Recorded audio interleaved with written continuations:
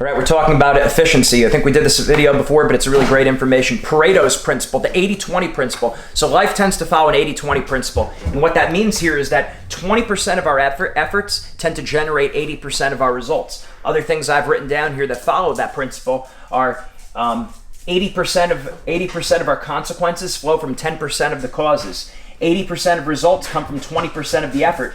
80% of the value is produced by 20% of the resources. The point is, think about what you're doing, because chances are there's only a few things that are having a massive impact. And it works the opposite way too when it comes to people that are slowing us down. Chances are only 20% of our friends are giving us 80% of the headache. 20% of our clients, bad clients, are giving 80% of our headache. But probably 20% of certain things that we're doing are giving us 80% of the results. So to make it very simple, think about what you're doing, see the impact that your actions are having, and see, do I need this? Yes or no. Sometimes the best thing to do is to trim the fat. Get rid of the things that are hurting you and focus more on what's actually helping you. Just popping into my head, one of the interesting things I think of is Marcus Lemonis, the prophet. If you ever watched that on CNBC, what does he do? When people are selling, people have a store opened up, he's an entrepreneur, goes in, fixes things, and gets people out of debt.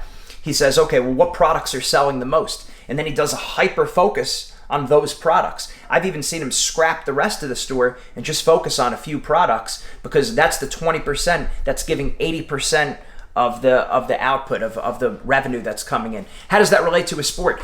There's many techniques that we learn, right? But chances are, I know in a sport like wrestling, chances are only 20% of the moves that we're using are scoring 80% of our points. So what does that mean? Focus more on the things that you do well. Focus more on the moves that you use. And sometimes scrap entirely practicing techniques that you know you're not going to do.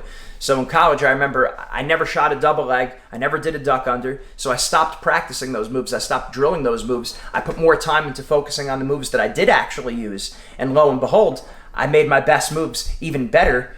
And there was no loss for not practicing the moves that I never used, because I was never using them. So follow that 80-20 principle. I've even actually heard this principle is more like 90-10. So keep that in mind. Train hard, train smart. Make yourself the best you could be.